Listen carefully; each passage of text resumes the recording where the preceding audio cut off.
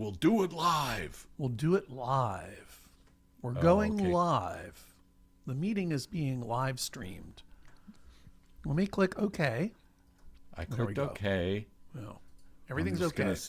I'm going to just Jeffrey Tubin it for the next half hour. Is that right? Tubin it. There's no reason not to, is there? Oh, we're live? I forgot that his last name really does sound like an off-brand 1980s sex comedy. Like, from the guys who brought you Hard Bodies, here's Tubin. And it's like sexcapades on a slope where people are doing a lot of like downhill snow tubing.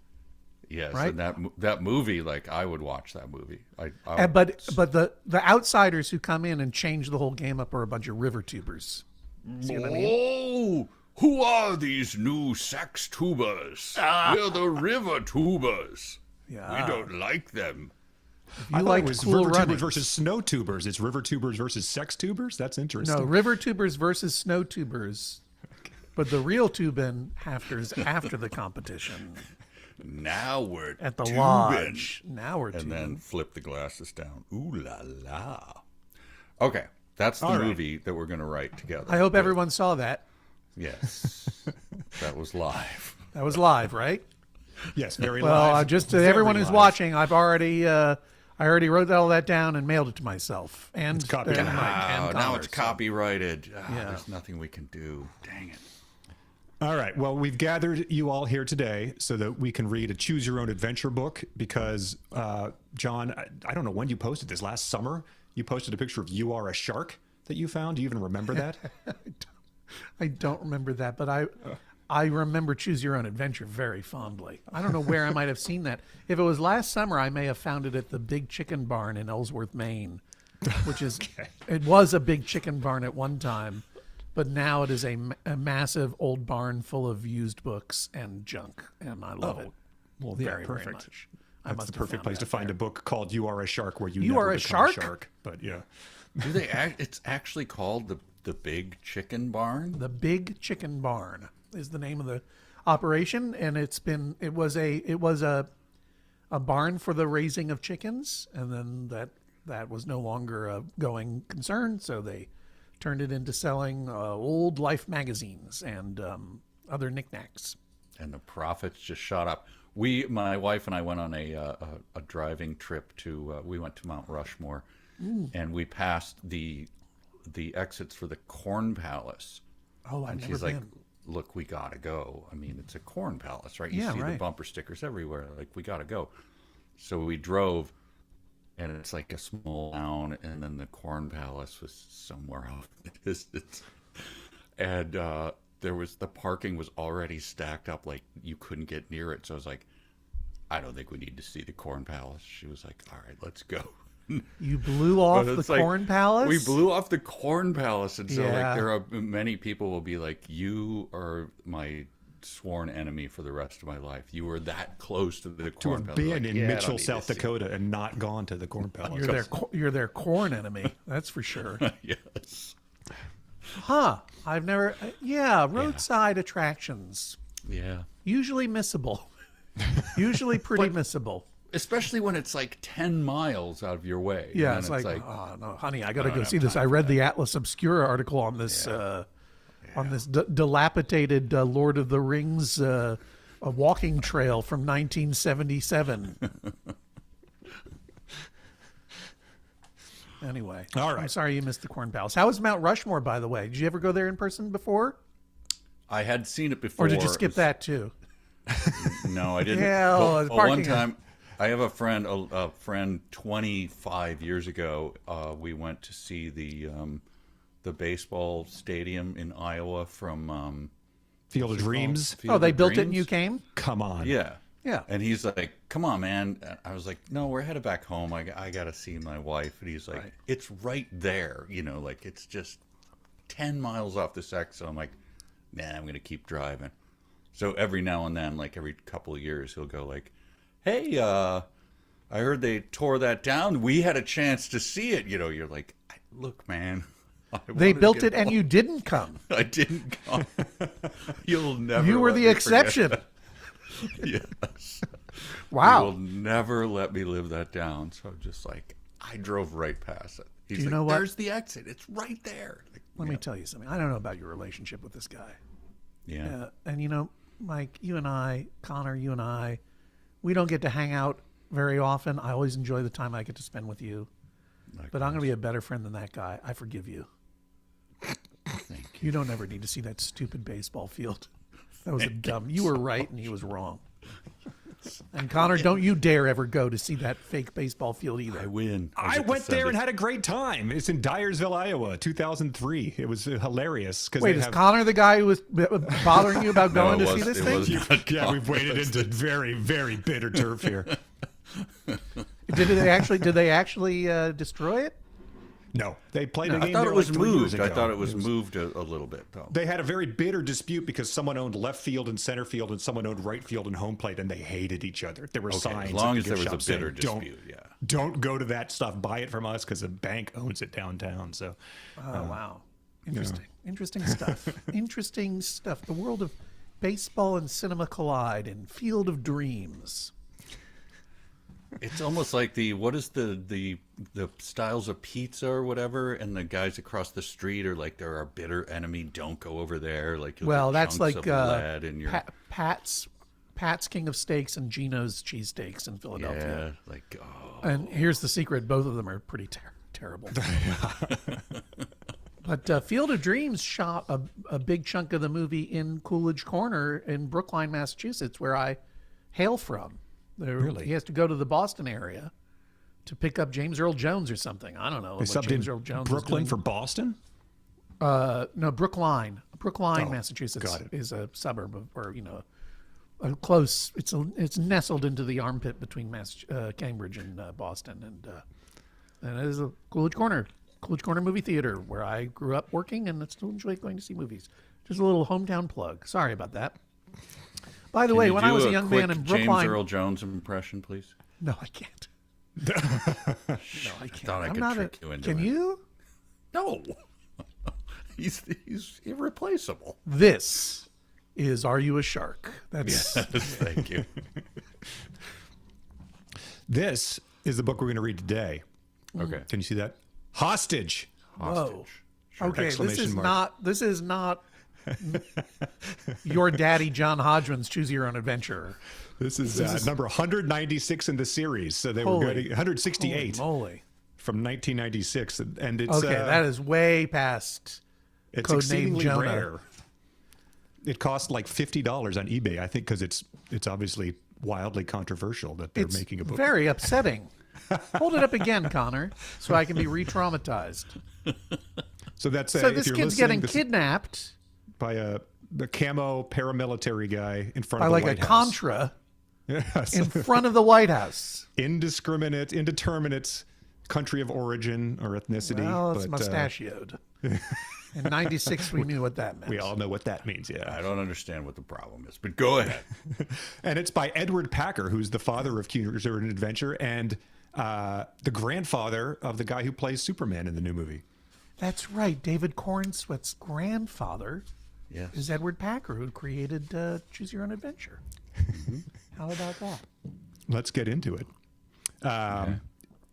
Your class And this from will only school- take about 9 hours, right?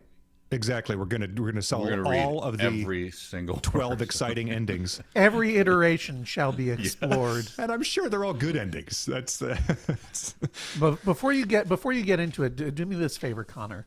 Read me the back copy, the copy on the back of the book that's to entice me okay. as a young person. To Okay, you wanna see read the this. front, you're like, this looks intriguing. I'm a young yeah. John Hodgman. You're I want Alicia to read Byer, more. Alicia Byer, age 11, Chris Brogan, age 13, or Costa F. Stethio, age 17, who are quoted in the inside of the book. You're one of them. A cold fear grips the nation. An infamous drug cartel has penetrated the nation's capital and is threatening to release a deadly virus. They've taken you and your classmates hostage. You have been chosen as a go-between and must deliver their demands to the White House. Deep in the All right. situation room. Okay. We got to get to it. All right. We can't spoil too much. Yeah, this is triggering on many levels, I must say. But yeah. All right. Your class from school is on a field trip touring Washington, D.C. for the weekend. You've already visited the Air and Space Museum, the Capitol, the Supreme Court, and the Vietnam Veterans Memorial. Right now, you're on a bus headed for the White House. Your group is getting a special tour. The president is away on a trip, and Ms. Seeley, your teacher, has promised you'll get a peek at the Oval Office. You reach Pennsylvania Avenue and glimpse the White House through the trees. To your surprise, the way ahead is blocked. Police are rerouting traffic. Ms. Seeley is standing in the aisle of the bus talking on a cellular phone. You got a glimpse of that, too. It is Zach Morris special there. Yeah. Big antenna. 1996. Very futuristic. She's a tall, slim woman. Sounds like a private school to me. Private school. You know what I mean? Well, yeah, she's guaranteeing him a glimpse at the Oval Office. Phone, though. I don't know. Yeah. Mrs. Seeley is a tall, slim woman and wears her hair in bangs. She used to be a tennis champion. Okay. She's a champion teacher, may too. I just already say, I got it bad, so bad, I'm out for teacher.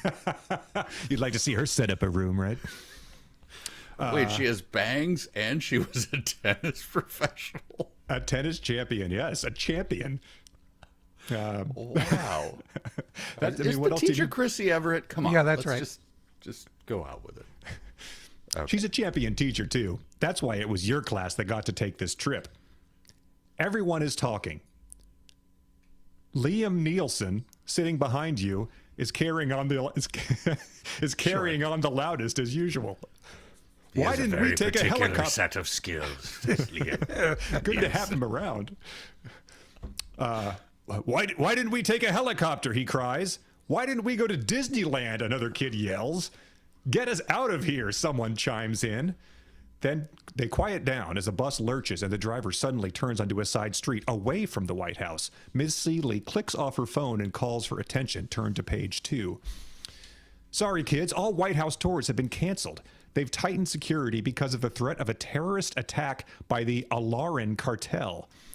We're going to visit the National Cathedral instead. It's just a few blocks from our hotel, so we can walk back there afterwards. Miss Seeley, I call bullshit. Yeah, it's a lot of effort to get out of that Oval Office promise, is phoning in this Alarin cartel nonsense. I'm in over my head. Your tennis ranking, you got to number 18. That's not you were never in a final of it. No, I never. I didn't say. I said I was professional. I did actually clock in as a professional. Doubles at the Davis Cup. That counts. Yeah, right? that Mixed doesn't. doubles. Well, I guess technically, if you're look, we're getting bogged down here. The White House is closed. A chorus of groans grows up. Liam yells, "Can't we do something interesting?" Some of these kids are really stupid. They think that how they're going to spend the afternoon is more important than whether there's a terrorist attack. And the Alarin cartel is no joke. It's the biggest international crime syndicate the world has ever known. Their cartel leaders own a couple of islands in the Caribbean and another in the South Pacific, and they have hidden bases all over the world. From their remote camps in South America, they direct drugs and arms traffic and prey on legitimate businesses, taking in billions of dollars each month. Jeez, I feel like I'm reading Facebook here. The United States and other countries are trying to break their grip. The president has said the cartel is at war with civilized society and that it may be necessary to invade their island bases to stop them. The bus turns onto Wisconsin Avenue. Ms. Seeley is still standing in the aisle talking about the cathedral. It's one of the largest in the world. When you go through it, you'll see a stained glass window with a moon rock embedded in it. She stops. Miss Seeley, F that moon rock, I call bullshit. I want to go to Epstein Island. Look, that's not on the table. That is not part. I thought you mentioned out of town, though, so, you know. They did say he was out of town. It is 96. The pieces are adding up. Right. The bus has halted. Cops are holding up traffic. Go to the next page. I don't know what this is all about, Ms. Seeley says, but our hotel is only 3 blocks from here. We can walk if we have to. She lurches as the bus driver starts up, turns sharply, and heads down a side street to avoid the wait. Unfortunately, the street he has turned onto is blocked off at the other end. Ms. Seeley leans down and exchanges a few words with the driver. Then she calls out, "He says he can let us out up ahead, and we can walk from there." Turn to page 4. Normally in books, it's implied that you should turn the page. That's one of the things I love about Choose Your Own Adventure. Just in case you've never read a book before. I'm frozen here. I don't know what to do. Like, what happens now? Is this the end? I think they Well, are. that was short but good. No, you have They're to not giving keep her- Costa, age 17, too much credit for reading these books at age 17 still. Right. I'm going to show you what I laughed at because this is the next picture when you get to there. Oh So boy! Holy moly! Uh-oh. I think it's Bob Hoskins as Mario. The bus moves partway down the street, but suddenly the driver hits the brakes as three men dressed in battle fatigues and flak jackets run out in front. They are armed with assault weapons. One of them breaks open the door of the bus and jumps aboard. He trains his weapon on the driver and begins yelling orders in a thick accent. The driver pulls the bus up onto the sidewalk and grinds ahead in a low gear, knocking over a trash can. Then, obviously doing as he's told, he drives through an open gate and continues about 50 yards up a drive before pulling to a stop. The drive leads to a rectangular concrete building 2 stories high. Oh boy! Ed Packard is really going deep and painting the word picture of this scenario. Yeah, I figure like we had become 3 different animals by this time, and you are a shark. Hang on. Let me get my graph paper so I can map this out. I would just like everyone here to just run down. He said a thick accent. Everyone, just before I go, you just run down your thickest accents and say them on screen right now, and let's record them, and then we'll go on from there. It should be he's easy really- to It's a do, fun, right? fun game. That's a fun. Putting a lot of onus on the reader here. You know, Mamma mia, Thick says the accent. terrorist. Yeah. Yeah. The drive leads to a It's a rectangular me, El Chapo. You want to see another people get it, eh? You want to see a Come. teacher cry? come to my island. Hey, come on, man. The drive leads to a rectangular concrete building 2 stories high. The grounds around it are mixed woods, lawns, and shrubbery. Looking back, you watch a man dressed like the others shut the grilled iron doors of the entrance and gate. He snaps on a chain, locks it, and walks back to the little guardhouse nearby. The man on the bus gets off, yelling, "Stay put," as he leaves. Turn to page 6. The van on the bus yells, "Stay up, put, stay up, put, stay up, put." Everyone. Isn't this how Dirty Harry happened? Isn't that row, row, row your boat? Oh yeah, that's right. Come Yeah, on, good sing, point. you little bastard, sing. The bus is filled with noise and confusion. Some kids are yelling, some crying or whimpering. This is terrible. This is at the Scholastic Book Fair. The driver turns and stares at his passengers. He looks as frightened as the rest. Miss Seeley holds up her hands and calls for attention. Gradually, the kids quiet down. "Children, the best thing we can do now is keep quiet and calm. I know I can count on you." Almost everyone calls out, "You can," or "Yes, Miss Seeley." Now, according to my map, she goes on, we're on the grounds of the Biological Research Institute. They obviously want us as hostages, but I don't think we'll be harmed. We'd lose our value to them if we were. Everyone starts talking at once except for a couple of kids who are wailing as if they were being led to the slaughterhouse. Reasonably wailing. Just Seeley, the right. gun butt on her head, like bleeding down her face. Like, I think we're gonna be okay, kid. It's gonna be fine. She jumps right to obviously we're being held as hostages. Sure. Everyone starts talking at once except for okay. Well, I mean, yeah. she's a tennis pro. She knows the ropes. True. Yes. You comfort the girl sobbing beside you, which makes you feel calmer yourself. Meanwhile, your mind is racing, wondering if there's any way to escape. You're in the aisle seat only 2 rows from the front of the bus. You have a pretty good view. The man who just got off the bus is standing on the grass a dozen yards or so away. He has an automatic weapon strapped on his shoulder. The 2 men you saw before aren't in sight. They may be in the guardhouse near the front gate. Anne Stoddart, across the aisle from you, has a radio, which she's holding close to her ear. You lean toward her. Is this on the news? Turn to page 62. Wow. Okay. See, now look, it's me, right? Like you're sitting next to her. This is me. I'm Yeah. not Yeah. a shark. I'm an actual guy. No, Yeah. you're not. I a think shark I've in this already case. taken my toothbrush, which I was going to have, and I've sharpened it into a shiv, and I've taped the handle. So I'm ready for these guys. Yeah, absolutely. So if it's me, that's what I'm doing. So Yeah. now turn to page 62. but I have a sharpened toothbrush, and I'm ready to go. I'm working on my Italian accent. You so I can ask befriend Ann these Stoddart, guys. are you listening to the news? And she says, no, I'm listening to the Stupid Question channel. And guess what? You're the star. You win. Okay. Stab, And- stab, stab. Anne looks at you blankly for a moment, then says, yes, there's a killer virus kept in that building. They've been using it for research, but it's extremely contagious, and the terrorists are threatening to let it out.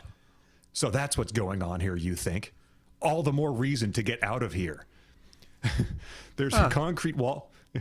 This is a kid who said, some of these kids are really stupid, just a few pages earlier. There's a concrete wall about 6 feet high that appears to surround the property of the institute. If you could get to it, you could probably find a way to boost yourself up and over. You should have no problem getting out of the bus. Ms. Seeley has moved to the back where she's trying to get some kid to stop crying. At that moment, Liam Nielsen taps your shoulder. He whispers, if it weren't for that guard, we could escape over the wall. I was thinking the same thing, you whisper back. Turn to page 67. All right, this is where we get our first choice. Okay. A minute this is later- the first choice? Why did we Yeah. turn to page 62? Let me ask you a question. They got a killer virus inside. And the cartel's going to release it unless they get what exactly?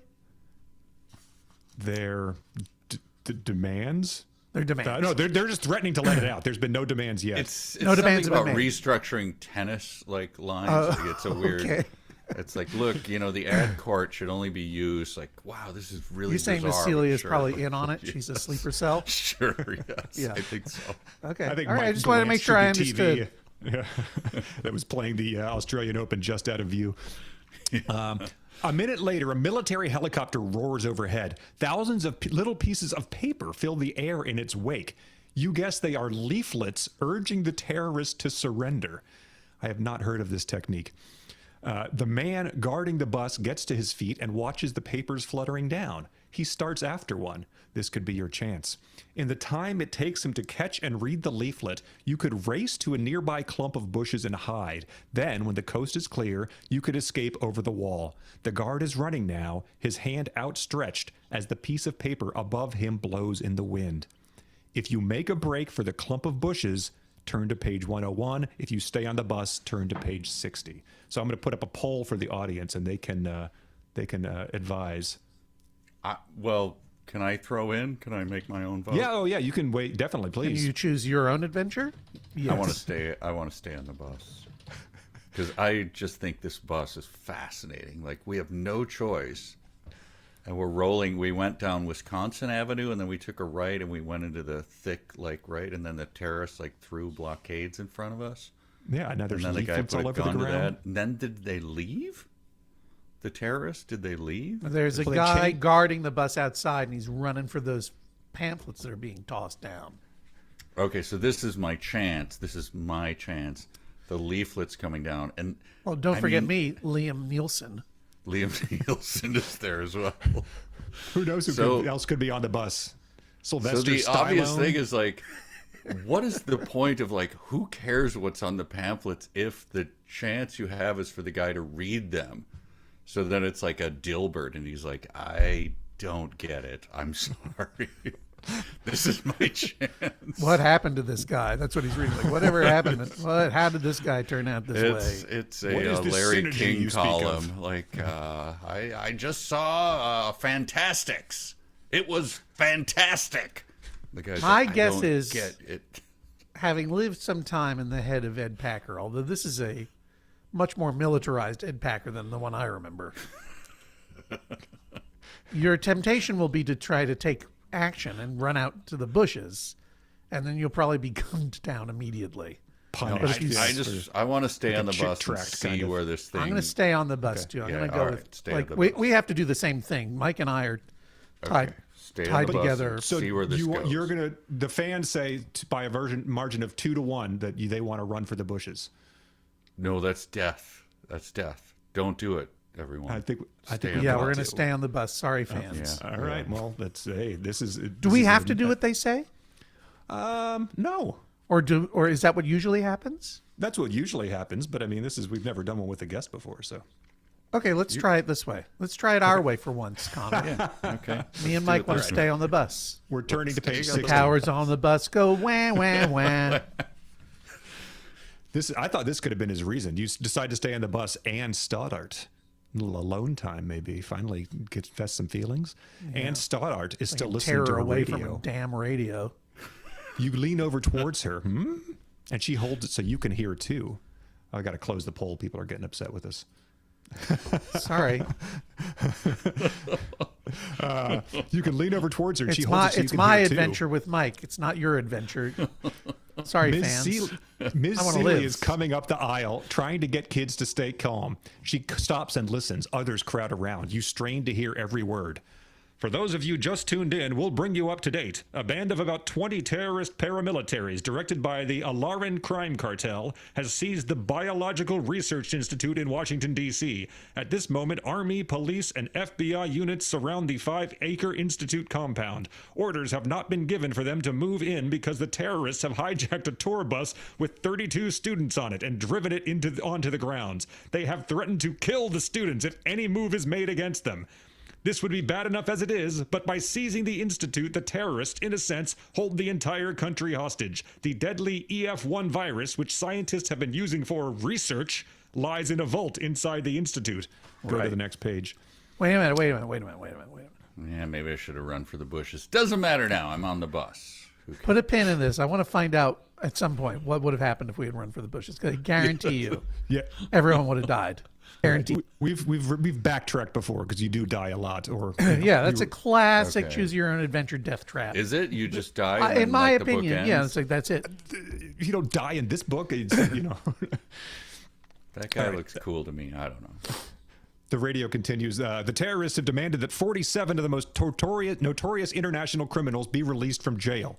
2 of these are nerve gas scientists who have worked in the past for terrorists. One is a leading expert on plastic explosives. Another is a powerful guerrilla leader. The terrorists say that unless these walking threats to world peace and stability are released within 72 hours, they will let the virus loose. The consequences of such an event would be ghastly. The EF1 kills within hours and is more contagious than the virus for the common cold. The plague could spread across the country and then perhaps the world. Millions could die. Further events in this grave crisis will be reported as soon as we learn of them. And we will report them in the most horrific terms possible. Yes. So you're on the bus and you're going like, so they're listening to it and the terrorists are there and you're like, 72 hours? I am on a bus. I have a can of soda wrapped in aluminum foil and a sandwich. Can we please make this? We did not pay for bathroom access. Yeah, this is a school bus too, right? It's a school bus. There's I no can't walk on the ahead of bus. this Go line. in the aisle. 72 hours on a bus? Wow. Why aren't you in your seats? A voice cries in a foreign accent. Whoa. The terrorist has returned, brandishing his weapon. You all scramble to your seats. There's a burst of gunfire so close it hurts your ears. You look up and see shafts of sunlight streaming through bullet holes in the roof. The terrorist grabs Anne's radio and smashes it to the floor. Turn to page 107. The end. That was fun. That was a fun adventure. What was the point of shooting the roof of the bus? He was just scaring us. This time bullets through the roof. Next time one through one of you, he shouts. Then he forces the driver and everyone in the front row to the rear of the bus. He sits on the floor at the head of the aisle, his weapon across his knees. An hour goes by. The bus is almost completely quiet. Everyone is so frightened that no one dares talk. The suspense is awful. You're sure the terrorists are in communication with government negotiators, but what's going on is anybody's guess. You have to go to the bathroom. I wish this was a choice. I would just like, look, if it says an hour goes by, can I just ask that we on this podcast just honor that and let an hour go by in silence, please? Yeah. Let's do it. All right, starting now. Okay, maybe that's a bit much to ask. No moving either. Yes. You have to go to the bathroom, and it's likely others do too. You're the nearest one to the terrorist. He's only a few feet away. He seems fairly calm now. Excuse me, you say, but people have to go to the bathroom. He glares angrily at you. Then he looks at his watch. Don't move, he says. He steps outside and calls in a foreign language to the other terrorists. This is high school, right? Some of them must speak, Spanish or French or be able to identify this. A moment later, he comes back. There's a toilet in the guardhouse. You can go in there, he says, pointing. Walk in a straight line there and back, or you're dead. Turn to page 8. I cannot believe this is a major plot point. Well, you really jump around in this book. Wait, we're going back to page 8? Yeah, and so you get this. You get the armed terrorist watching a young boy walk to a bathroom. So, at the guardhouse. Adventure. You take off, keeping in as straight a line as you can. When you come back in a couple minutes later, the guard is standing in the doorway of the bus. He smiles at you. You be traffic cop, he says. Anyone else wants to go, you let them, but one at a time. You understand? This is your job. Yeah, sure, you say. Yeah, you let sure. more than one. Yeah, sure, Yeah, man. sure. I'll be traffic cop. You let more than one go at a time, or they don't come back and I shoot you. He whips his gun toward your face so fast you shrink back. He laughs. He's kidding, but maybe not completely. Meanwhile, by the way, is it Anne's radio that's playing? Yeah. And that's playing like sailing takes me away, and To where terrorists are like, I guess we gotta let Canvas this can happen. do miracles. Just you Just wait, you wait and and see. see. And she's rocking back and forth like, stop getting cold. 72 hours. He gestures behind him. Go back and I'm tell them. just thinking about how many elder millennials were probably conceived to that song. Sailing by Christopher Cross, 1979. Raise my hand, probably me. Probably, yeah, right. We can check at the Accuser Adventure. You are Christopher Cross. Weird that he did that endorsement. He gestures behind him. Go back and tell them. Stay near the door and make sure they follow the rules. You going to be the champ. Champ? This jerk has an odd sense of humor, you think. But you go... I just wanted to hear that in a thick accent, but I didn't, so I don't know what's going on right now. So You be the champ. That does sound like something when was you'd pretty- win a 1986 Nintendo game and it would say that across the screen. Right. But you go in and tell everyone his rules. The bus driver is the next to go. You hold up your hand indicating that no one else can go until he comes back. You realize that in a way, you're helping the terrorists do their job. On the other hand, you are making it easier for the others on the bus. Turn to page 63. You realize in a way you're helping the terrorists do their job, and you realize in a way late stage capitalism is destroying everyone and has throttled the globe. If he you're just not ended up for us, sympathizing you're with them, against us. Yeah. full Stockholm You syndrome. realize in a way you should join the Symbionese Liberation Army immediately. You start crying, Attica, Attica, Attica. You were right off to Cielo Drive. Oh, God. Wow. What? Several hours pass. It will soon be dark. Nothing much happens except that a new female terrorist boards the bus with 2 jugs of water and a couple of bags of bagels. I'm sorry, what does gives she him- have? 2 jugs of water Yeah. and a couple of bags of bagels. All right. She gives them to Ms. Seeley and the driver to distribute. Bagels and water. Looks like this will be your diet for a while. You see 2 She more sees Miss terrorists. Seeley. She's like, here's the bagels. You came in like you were in the semifinals of the Australian Open back in That's right. 1979. You really gave Navratilova a run for her money. Yeah, we fought to 4 sets. I was defeated, yes, in the end. But wow, all right. You were the one playing when Monica Seles got stabbed. I always suspected you of having some involvement in Where it. did they get these bagels and water? The Chemical Weapons Lab break room? They're filled with. Did they what is it, stop off on the EVF? way to like Eisenberg's or whatever? And like Einstein's, I think is the name. Brugger's bagels. Yeah, west of the Rockies. We I think need it's- some jugs of water and some stale bagels for hostage. They're so can't be crispy, terrorists. yet they emit so many particles and protons. Is that the word you use? The day olds all your life.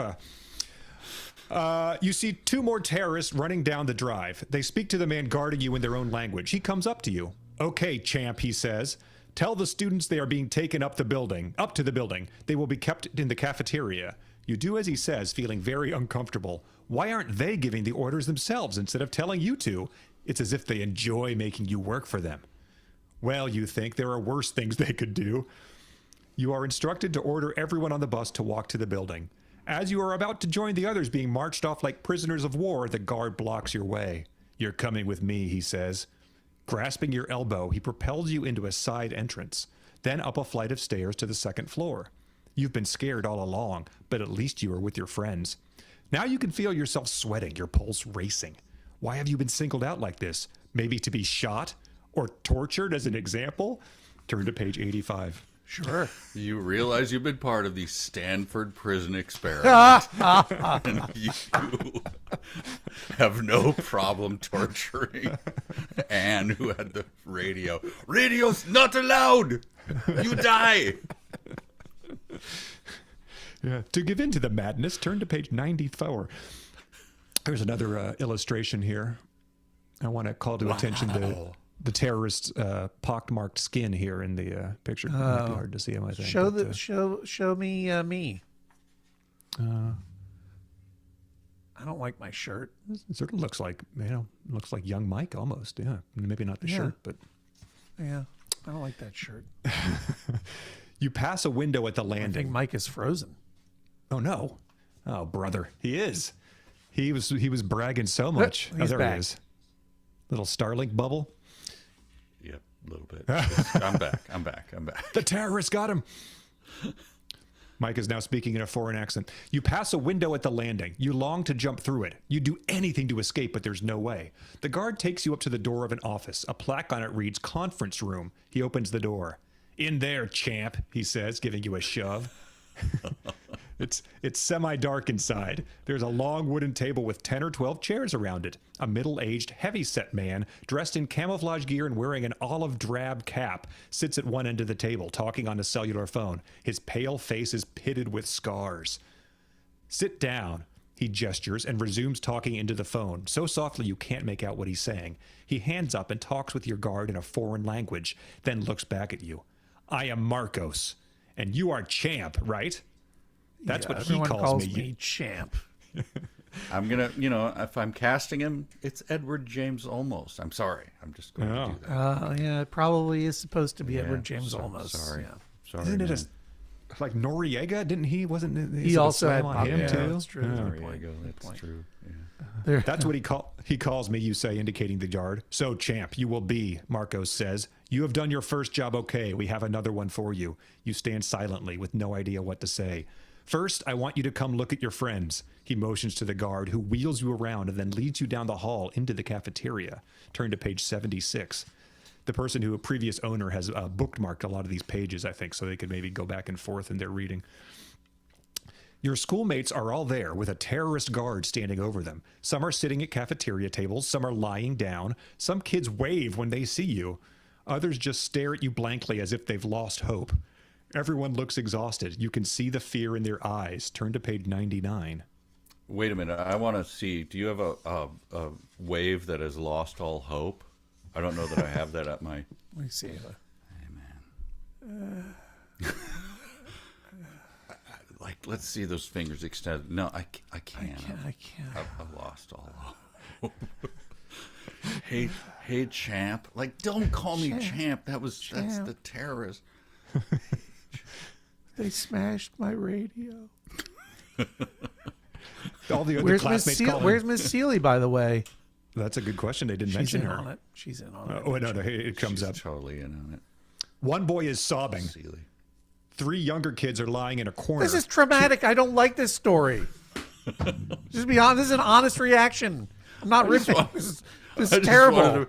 I wanted to be an octopus. This is not exciting. I want to be a shark. 3 younger kids are lying in a corner. In a corner.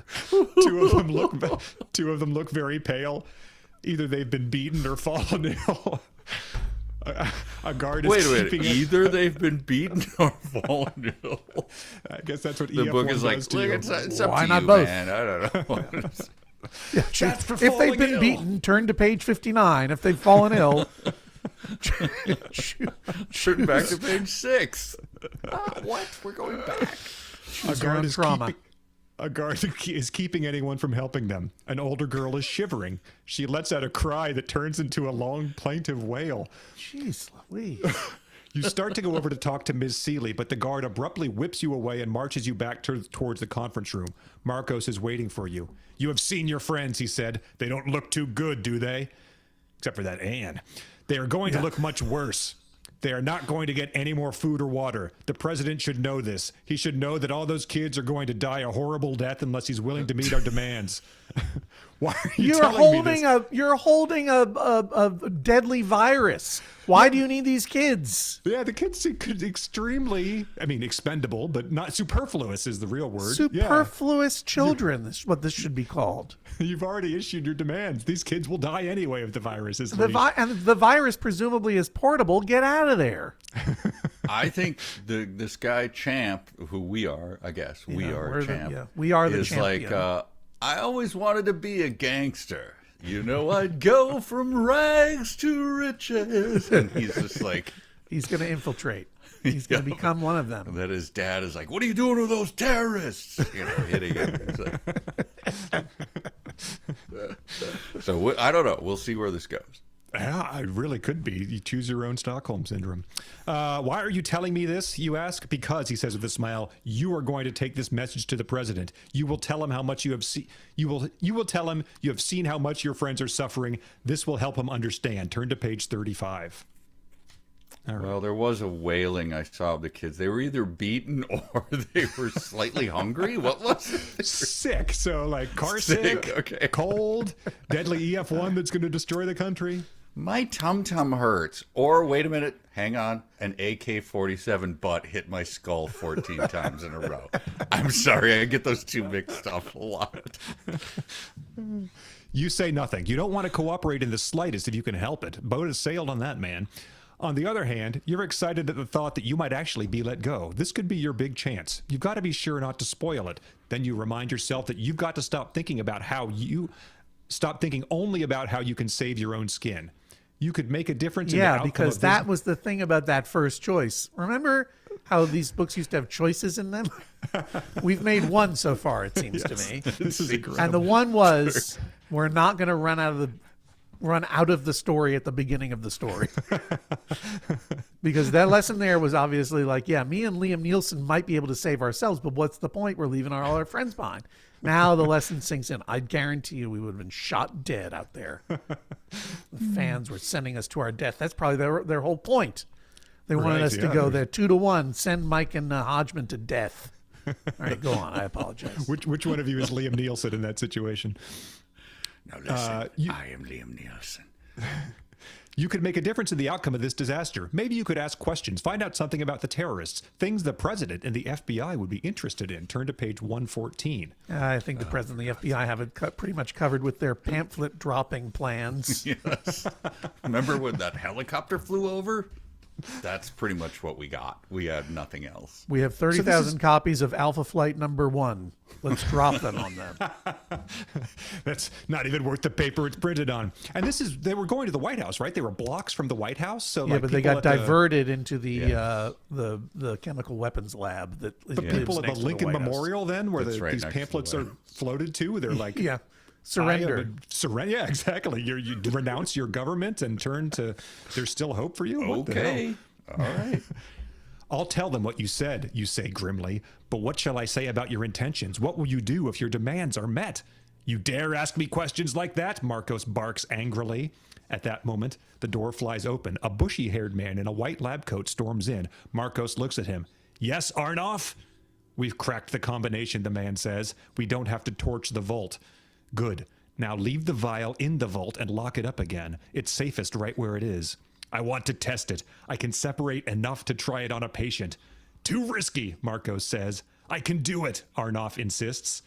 Wait outside. I'll speak with you in a minute. I'm going to say operational security in this outfit is pretty low. This whole conversation's happening in front of Champ. Yeah. Yeah. Not in front of the amp, Jay. I'll speak with you in a minute, but we shouldn't waste time. Marco starts to say something, but Arnoff is already out the door. The terrorist leader returns his attention to you. You're thinking something, he says. I want to know exactly what it is. You hesitate, wondering if you should flatter him, act as if you admire him. Now, Marco says, snapping his fingers, what are you thinking? All right, choose time. If you decide to act... If you decide to act as if you admire Marcos, turn to page 50. If you decide to be straightforward, turn to page 95. I'm putting up a poll here. Okay, I wanted to flatter him. You want to flatter him? I want to say like, your skin is real. You have very nice skin, and your accent is so attractive. So foreign and attractive. I'm champ. I am going to follow look. This will be a consensus between me and Mike. Okay, let's go. What do you? But if it were me alone, I would now vow to follow the orders of the mob. Okay, so flatter him. Well, I don't know what does the mob say. Act. It just. Oh, says, you mean the mob? The mob of fans. The mob of fans. Poll. Gotcha. It's very, very closely divided, but flatter him is eking out a victory at 54%. I think it's a mistake. Flatter him. Your olive skin is nice. I like your accent. I will go with the mob and with Mike Nelson, but I think it's a mistake. I think we should be straightforward. Only 53% of people say that, so it's up to them. What's the worst that could happen? I mean, we flatter him. We're like, hey, you so sexy. He's going to know that he's going to sense that we're full of S, and then we're going to become Arnoff's guinea pig. I love you, me so horny for you. Come on, it's going to work. It's going to work. Champ, your accent is perfect. That's exactly how we sound. That is how we talk. Trying to sound sincere, you say, I'm thinking about how amazing it is the way you guys have faked out so many governments, and now even the United States. You've got a lot of guts. He looks at you a while, as if trying to decide whether you're on the level. Finally, he says, so, you think we're pretty smart guys, eh? Yeah, I do, you say. He lets out something between a snicker and a laugh. Then... All right, let's go around the horn. I've got, something between a snicker and a laugh. All right, I liked yours. I'll try this one. Yeah, I like that. It's good. Okay. All right. He lets out something between a snicker and a laugh, then gets up, goes to the door, and opens it. For the next few minutes, you can hear him and Arnoff talking, though you can't make out what they're saying. When he returns, he gives you a hard look. All right, champ. Since you think so highly of us, you'll be interested in learning more about our methods. As a matter of fact, you can be a big help to us. How do you mean? We can't be sure the virus in that vial is really the killer virus until we test it. How will you do that? It's easy, he says in a friendly tone. You will be our test. John called it. Booyah. John called the kid getting tested on by a bioweapon. Take a victory lap. Thank you. You win. Why? Look, I see right through Ed Packard. I smell around corners with this kid. I know exactly how this is going to go. You want to live, you come with Hodgman. Don't. I'm talking to the fans right now. Unless probably they want us to die. Honestly, probably they want us to. They're going to pick the more lethal one every time. If you want to live, come with Hodgman. Can't believe John Hodgman as so Miss Seeley in the adaptation of Hostage. I love it. What do you mean by that? He doesn't answer. The guards, the kid says, what do you mean by that? What do you mean by that? Will be our test with the bioweapon. Yeah. He doesn't answer. Hard to parse. The guards he buzzed have arrived. Two rough-looking men and a woman, all in combat gear. Marcos gestures at them. They'll show you. Turn to page 109. Okay, what page were we on, by the way? I thought we were on That was page 50. It's jumping all around. I think there's an illustration. There's an illustration. Wow. Oh, dear. That is the stuff nightmares are made of. Wait, what's the bottom part of that? Oh, they're putting something. Oh, they are stabbing him with a syringe. They're injecting. They're holding a boy down and stabbing him with a syringe of bioweapon. And he looks terrified. EF1, if you please. Sorry, yes. The guards take you through a pair of airtight doors into a room with bare white walls and a single small sealed window facing the hallway. There is a bed on casters and a small straight-backed steel chair and a steel cabinet. The only other door leads to a small windowless bathroom. Arnoff enters carrying a medical case. The guards make you sit in a chair. A female guard stands on one side of you with Arnoff on the other. The woman asks you to hold out your arm. As you do so, you feel a jab in the other arm. You wheel in time to see Arnoff withdrawing a hypodermic needle. The virus is injected, the woman says in a toneless voice. The room will now be sealed off. If we are correct in thinking if we are correct in thinking that we have infected you with the EF1 virus, you will become highly contagious within a few hours. We will watch you through the window. There is food in the refrigerator and water in the bathroom. If you aren't very sick or dead by tomorrow morning, it will mean that what we injected you with was not the EF1 virus. Understand? Turn to page 103. Wait, do they not know if it's the EF1 virus? Yeah, here's the thing. They're invading a place, but they don't know. The other thing is, she says it in a toneless voice, like, we have injected you. So she's like a woman from a perfume ad. We have injected you with the EVF virus. And then EF1 by Calvin Klein. EF1 by Calvin Klein. And then the other thing is, this room was available for them at the lab, right? Yeah. So they're doing, This is the U.S. government human testing. The U.S. government is like, There's hey, champagne around come into my office. I'm afraid there's only a straight back chair and there's one tiny window. Why do you work here? How much do they pay you? It is shit. It's like it's nothing. terrible. I get paid nothing. Or you go to the conference room and you're like, Steven's booked it today. Okay, I guess we got to have the birthday party in the human testing subject room. God damn it. I got to remember to sign up for those. Who's this Marcos on the sign-up sheet? For the... You understand only too well. There is nothing you can say. A few moments later, they leave. You hear them lock the door. You stand helplessly in the middle of the room. It's going to be a long night. And by this time tomorrow, you may be dead. The evening wears on. You still feel pretty well. Maybe you're not infected at all. But if you are, by now you must be highly contagious. You look longingly at the door, wishing you could break it down. The terrorists would all run. They'd be afraid of catching the virus themselves. Turn to page 70. Oh. It seems like if the virus was injectable, it was going to be hard for them to spread it. You know, it wasn't like going to be an airborne toxic event. Kind of but I don't know. They said Once it was it's in a highly human contagious Right, in a I guess- human host. So yeah, maybe it's unleashed. So he's there for like how many? 48 hours. So he's like, "Hey, could we get the tennis channel on in here? I mean, I don't know. I just want to see. You know, Just catch a glimpse of the teacher's Maybe. skirts or something. maybe new she makes the episode- finals. Who New knows? episode of The Traders dropping. Can I... The door is made out of heavy steel. There's no chance of breaking out, but you could move your bed under the window facing the hallway, then climb up and break the window with the chair. That might could? You could. Why didn't you do it then? It's sort of hand-holding here, I think. Okay. That might send the terrorist into panic, and maybe you could find a way to escape. Then again, if you are contagious, breaking the window might mean letting the virus loose throughout the whole building, maybe even through the whole population of Washington. And we get a choice here, but we also get an illustration of the EF1 virus there, the super virus. Oh. Yeah. Oh, thank you for the skull and crossbones. Yeah. wasn't sure. I love how there's a rounded bottom, but it stands up straight. It is very nice. It's weird. It's a viral property. If you decide to break the window, turn to page 104. If you decide it's too risky, turn to page 17. I'll put up another poll. They're going to make us break that window. What do I care man. about other people? I'm going to break the window. And Yeah, get we're out. going to break. Don't even go to... If the poll... Come. Okay, we were at 116, but let's go back to 104. You stand on the bed and smash the window with the back of the steel chair. The guard outside yells. You're not quite tall enough to see through the broken pane. Mamma but you hear mia!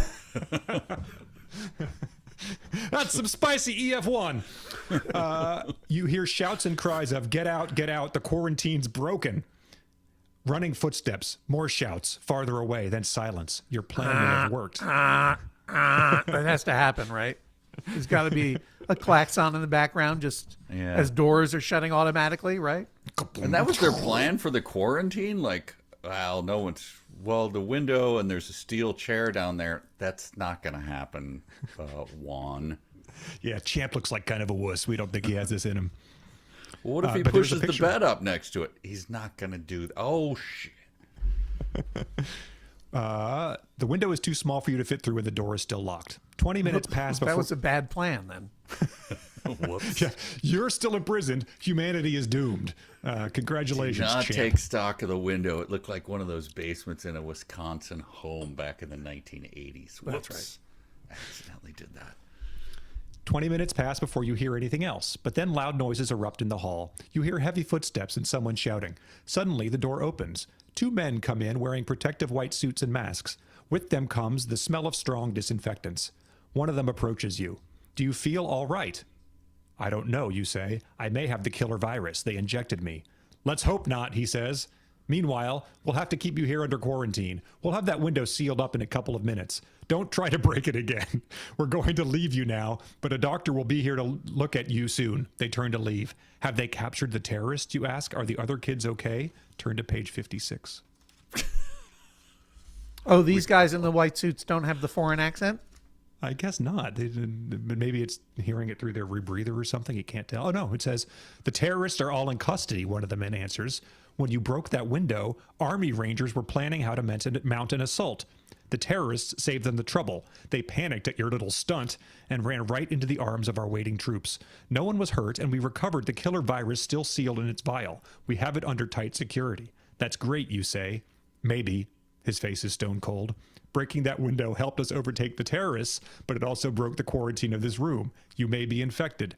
The guard nearest the window may have become infected. He may infect others. The killer virus could get completely out of hand. It will be a couple of days before we know.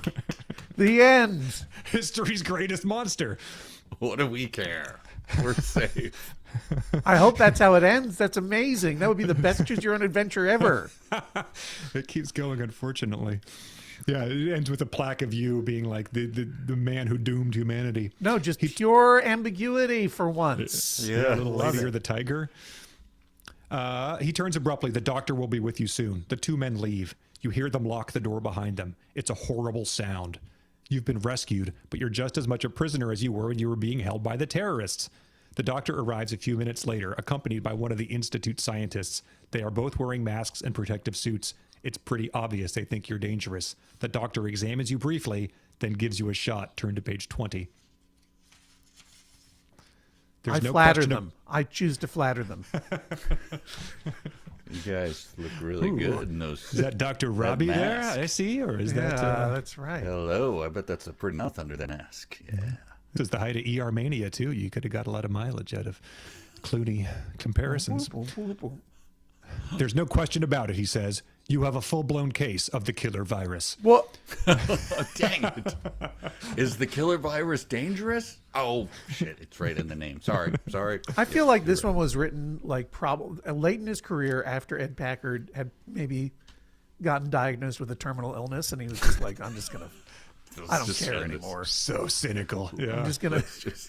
This is like him, Johnny Cash, covering Hurt. Like, just fuck it. I'm burn it to the ground. Every path of this ends at all of us dying. Who cares? But Dr. Kostrikis and his colleagues here at the Institute have developed a new drug. They may be able to cure it. We've been planning to test it on rats beginning next week, but you can't wait that long. I just gave you a dose. So we're testing on rats today. So I just gave you a dose. It may cause terrible side effects, but it's your only chance at survival. For the next couple of days, you drift in and out of consciousness, feverish and often delirious from the effects of the virus, or the side effects of the medicine.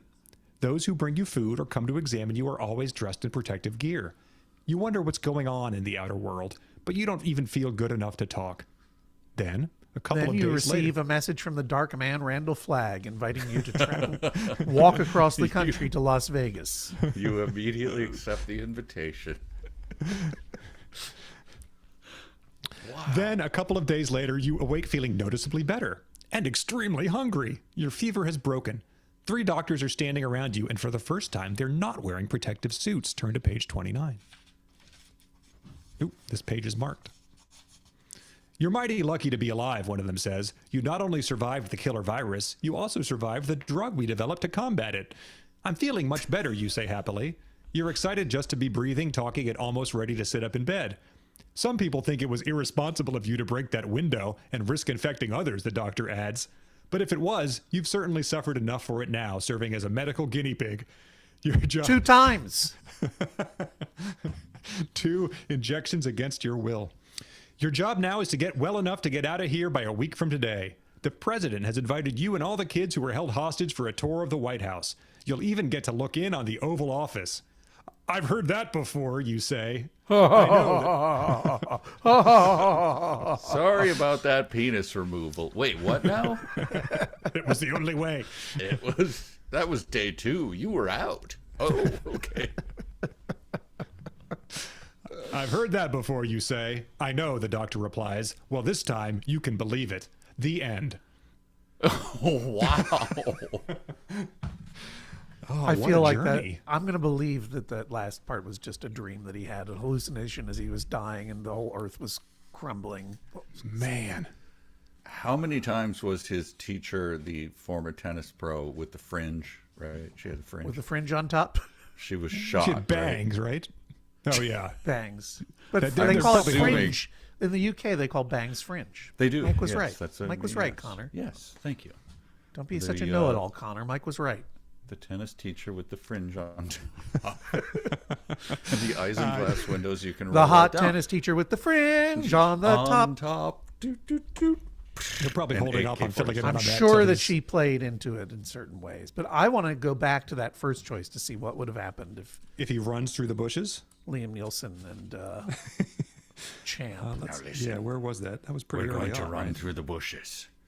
Julia Roberts is going to be my wife as I start to explode and start the Irish Revolution. You understand how this goes. Let's say. Okay, we're gonna make a break for the clump of bushes. So a lot of that other stuff is yet to happen. I'm against it, but No, I'll we're going I'll back allow in it. time. I just want to see what would have happened. Okay. Well, here's what would have Guaranteed. happened. You can actually see it. He's got the same shirt and everything. So Yeah. not Okay, for everyone, science. there's That's my silhouettes in the bus and back, but they're all dead. Yeah. yeah, Because one of when them's once cocking we back. ran, it was just like open up the 47 and just start shooting, right? I mean, You if lean I'm back a and whisper to terrorist. Liam, I'm making a break for it. If you want to come, let's go. You get to your feet. In a flash, you're through the door and running, hoping to make the clump of bushes before you're seen. Liam isn't with you. You glance back and see that the driver has collared him just as he was leaving the bus. You keep on running. A second later, you dive into a thicket of leafy bushes. You're a little scratched, but you don't think the guard saw you. You crouch there, catching your breath, then crawl along until you reach the far edge of the thicket's protective cover. There's an open stretch of about 50 feet between the thicket and the wall, with a fallen log lying about halfway in between. You're pretty sure you could lean it up against the wall and use it as a ramp. But the 2 terrorist guards are patrolling along the wall, each with a handheld radio and a guard dog on a leash. If you're going to get over the wall, you might have to do it fast, and probably at night. You wait patiently, watching the guards walk back and forth. An occasional helicopter flies overhead. You'd think that by now, the FBI or the Army could have moved in and recaptured the Institute, but it's obvious that no orders have been given to launch an assault. Can I just ask of all of the people at who run the whole White House establishment, can we remove old logs that fall down? This is not something that Due to budget hey, cuts. there was a tree fell over and we just didn't I think you should probably get on that. I don't know, what does it mean? Well, it could be cover. Yeah. It could be defilade. Unfortunately, for due foreign to armies. due to budget cuts, we've had to eliminate log patrol. Yeah, I'm sorry, we can't do that, right? I guess It's a spotted owl habitat. You can't move that. The afternoon wears on. You crawl from one end of the thicket to the other. And thickets, just I've spent a lot of time in D.C. I just don't recall many thickets that were really available to go in and out of. You Trying to haven't get escaped some... from a bus, I guess. I suppose so, yeah. Yeah. Chicks and geese and ducks in the thickets. See? You know Gets in your head. too. Gets in your head. Trying to get some idea of what's going on. Then you see that everyone is out of the bus. Guards are herding your classmates up the slope toward the Institute. You're glad you're not with them. On the other hand, you're not exactly safe where you are. Returning to the opposite side of the thicket, you see that there's now only one guard patrolling. You watch as he walks up the slope toward the Institute and disappears behind a clump of cedar trees. It would take you only a few seconds to reach the wall, perhaps half a minute to drag the log over, set it up as a ramp, and escape. Maybe you should try it now, or should you wait for darkness? If you try to scale the wall now, turn to page 30. If you decide to wait for darkness, All right, page I'm not going to 13. make you go through this. Obviously, Hodgman Yeah, got it that wrong was- this time. There was a whole other series of decision trees, apparently between your code name is Jonah, number 3 or whatever. In the That Choose Your Own involved Adventure dragging book. logs and then going through like cedar clumps around the White House. What the hell is I going still think on? I still think we made the right decision, Mike. Yeah, I think we got to the picture of the kid being injected against his will. I think that's good enough. And we I'm gonna very, turn it- very recklessly saved the day. I want to just flip through and see if there is any pictures of like the kid, riddled with bullets up against the Lincoln Yeah, how bedroom would or they something ha- like that. yeah. Just Yeah, he did the scarecrow dance as they Because- shot him with an AK-47 100 times. Yeah, the failure scenario in this book is pretty limited. Like, you got to be the end. looks like What he's meeting Ronald Reagan on the yeah, bus he's or something. meeting, Maybe he's meeting the Well. president on a plane. Mommy, this EF1? champ fella seems like a real hero to me. Here's the terrorists loading maybe like the crown jewels of the presidency into some sort of box or something like that. I don't Yeah, know. what are their accents again, guys? Foreign. Through this Yeah. thick and foreign. All right.